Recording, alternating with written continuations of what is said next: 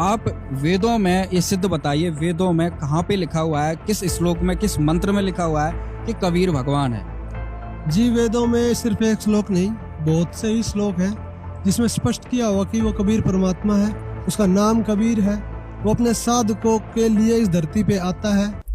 अब आपको ऋग्वेद दिखाते हैं। ऋग्वेद मंडल नंबर 9 सूक्त 20 और मंत्र नंबर 1 में यहाँ क्या लिख रखा है? पर कबीर देव, ओए ये समझ लिखा है कबीर देव, हे कबीर परमेश्वर कबीर देव। इसका अर्थ इन्होंने क्या है? वह परमात्मा कबीर देव मैं दावी कर दिया कबीर का है, और देव वित्ते कर दिया। पर कबीर देव वित्ते अयो, वह परमात्मा कबीर देव है और सबका रक्षक है। इसका सीधा सा अर्थ है विद्वानों की तृप्ति के लिए, यानी भक्तों के लिए, विद्वानों को ज्ञान से तृप्त करने के लिए ज्ञान को देता है। वह सहनशील है और संपूर्ण दुष्टों को संग्राम में, यानी तत्व ज्ञान रूपी संग्राम में तिरस्कृत करता है, उनका छक्के छुड़ा देता है वो परमात्मा।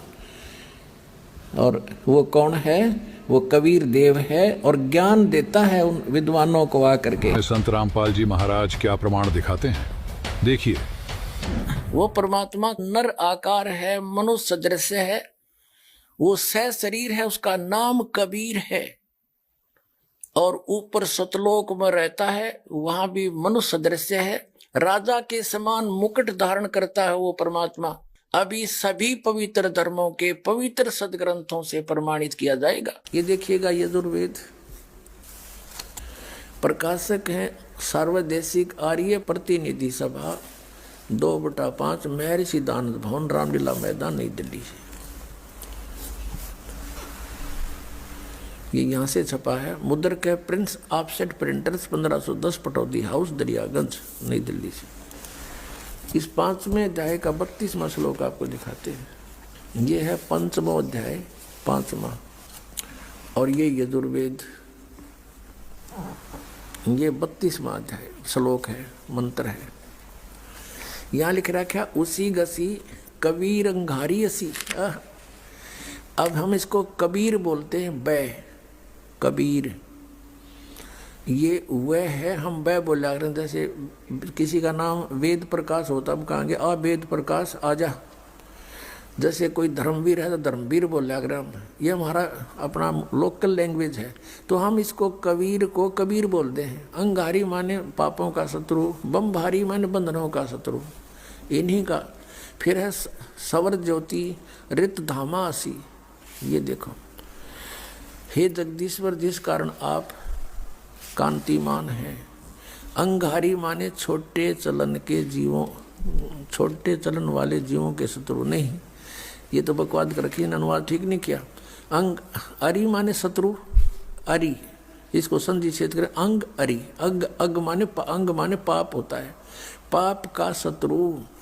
और इब इसने क्या कर दिया, इसका अर्थ इब यूं कर दिया, संधि छेद करते समय इसको ऐसे कर दिया। और हम इसको अगर, जैसे ये यजुर्वेद है, यही इसका इन्हीं से सेट होगा ये मामला। अब ये 36वां अध्याय यजुर्वेद का दानंद द्वारा अनुवाद है इसका। इसके प्रथम मंत्र में लिखा है रचम वाचम परपदे मनो यजु परपदे। ये यजु शब्द है ना ओनली, और यहाँ अनुवाद किया इसने इसका। इसमें यजु का अर्थ यजुर्वेद लिख दिया, बिल्कुल सही किया। अब ये यजु है, यहाँ लिखना पड़ेगा कि ये यजुर्वेद के विषय में है। ये पूरा अब बना इसका अर्थ यजुर्वेद। तो यहाँ ये देखो कवि है, इन्होंने यहाँ कवि कर दिया इस 5वें अध्याय का। और ये जो 32वां श्लोक हम पढ़ रहे हैं, इसमें ये जो कबीर शब्द है, इसको इन्होंने ऐसे कर लिख दिया। अब इसका अर्थ करते समय यह लिखना चाहिए था कबीर देव लिख देते। ये कबीर वह लिख के कबीर लिख देते, कबीर देव लिख देते, तो हम उसको कबीर देव बोल रहे हैं। कबीर देव, हम उसको कबीर देव, देव माने परमेश्वर, कबीर साहब हैं, यहाँ लिखना चाहिए कबीर देव हैं। ये कहना कवि, इनकी वो समस्या भी हल हो जाए। कवि वो कबीर देव लिखना था, कबीर देव हैं। हम उसको कबीर साहब बोलते हैं, कबीर अपनी लोकल लैंग्वेज में, वो कबीर साहब हैं।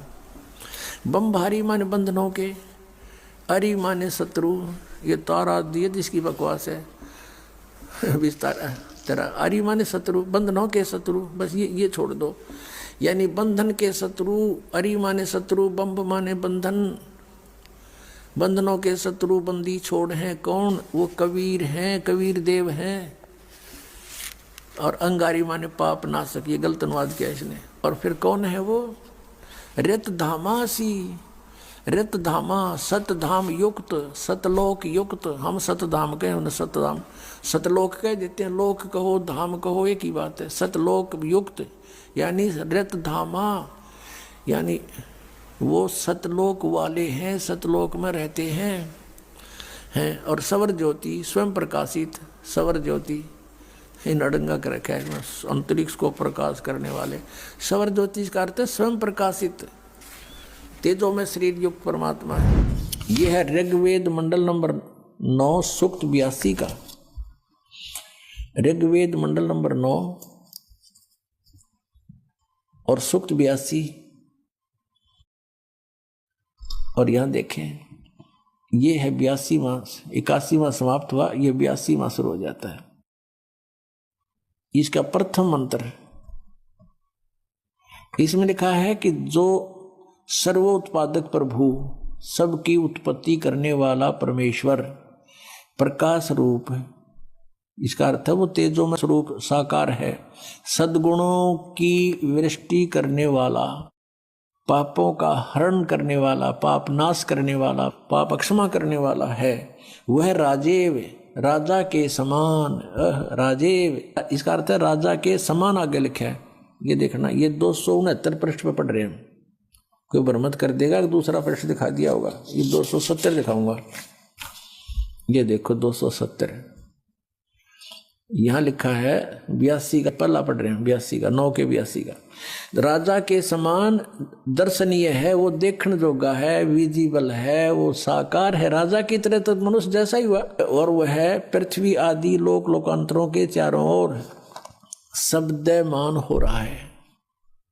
वह वर्णीय पुरुष को, वर्णीय माने अच्छी आत्मा को, श्रेष्ठ पुरुष को, जो दृढ़ भक्त है, जो दृढ़ भक्त है उसको पवित्र करता हुआ प्राप्त होता है। देखिएगा ऋग्वेद मंडल नंबर 9 सूक्त 82 का। अब 2 पढ़ते हैं। वो परमात्मा किस उद्देश्य से आता है? हे परमात्मन, उपदेश करने की इच्छा से आप महापुरुषों को प्राप्त होते हो, अच्छी आत्माओं को, महान आत्माओं को प्राप्त होते हो। और आप अत्यंत गतिशील पदार्थ के समान हमारे आध्यात्मिक यज्ञों को प्राप्त होते हो। यानी अत्यंत गतिशील पदार्थ के समान, यानी जैसे बिजली चलती है, बिजली जैसी गति से आप, और उपदेश करने के लिए आते हो, यहां पर सच्चा ज्ञान देने के लिए। आप कबीर देव हैं। आप कबीर देव, यह लिखना था, सर्वज्ञ लिख दिया, आप यहां लिखना था आप कबीर देव हैं। हम उसको कबीर साहब कहते हैं। आप कबीर साहब हैं, शुद्ध स्वरूप है। अब जैसे ये अभी आपको दिखा था, जहां यजु लिखा हो तो यजुर्वेद लिखना पड़ेगा वहां पर। वो इन्होंने किया भी है। महर्षि दानंद ने यजुर्वेद के 36वें अध्याय के प्रथम मंत्र में यजु का अर्थ यजुर्वेद किया है। तो यहां लिखना था वो कबीर देव है, वो शुद्ध स्वरूप है। हमारे पापों को हे दूर करके, हे सोम, हे अमर परमात्मा, हमको सुख दे। अब यहाँ है ऋग्वेद मंडल नंबर 9 सूक्त 54 के, और मंत्र नंबर 3 में स्पष्ट किया है कि सूर्य के समान जगत प्रेरक वह परमात्मा, यह परमात्मा। इसका सीधा सार ले लेते हैं, लोगों को पवित्र करता हुआ। भुवनोपरि, भुवनों ऊपरी, संपूर्ण ब्रह्मांडों, भुवन माने लोकों के ऊपर, ऊर्ध्व भाग में, ऊपर भाग में वर्तमान है, विराजमान है, तिष्ठति, वहां बैठा है। ऋग्वेद मंडल नंबर 9 सूक्त नंबर 86 में।